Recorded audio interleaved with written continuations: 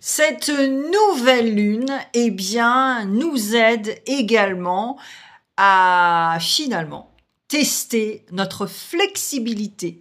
Comment on peut s'adapter?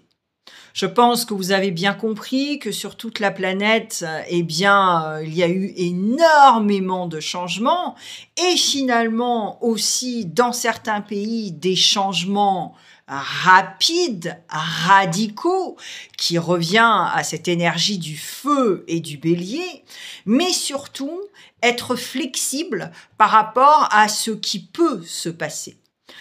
Un exemple très concret, quand les Français ont découvert le télétravail. Au départ, eh bien, voilà, ils se plaignaient, ils se disaient mais c'est quoi ce truc?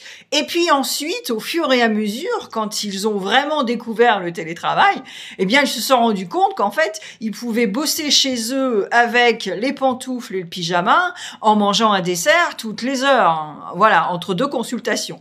Donc, c'est ça, en fait, avec cette nouvelle lune et cette éclipse solaire surtout, c'est de mettre en lumière tout ce qui n'est pas possible pour le rendre possible et surtout s'adapter par rapport à de nouvelles méthodes, de nouveaux comportements, pardon, j'en bafouille, et éventuellement des changements que vous voulez faire par rapport à votre santé, parce que tout ça est connecté à la pleine lune qu'on a eue en Vierge et surtout Pluton qui est en Verseau.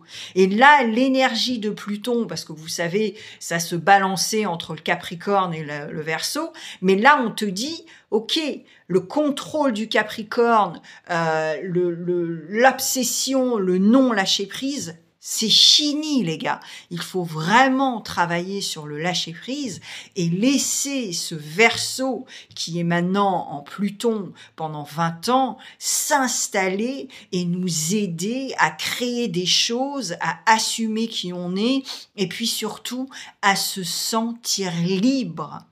Et c'est ça aussi ce que cette nouvelle lune et cette éclipse solaire veut nous voilà, nous faire voir en fait avec cette éclipse.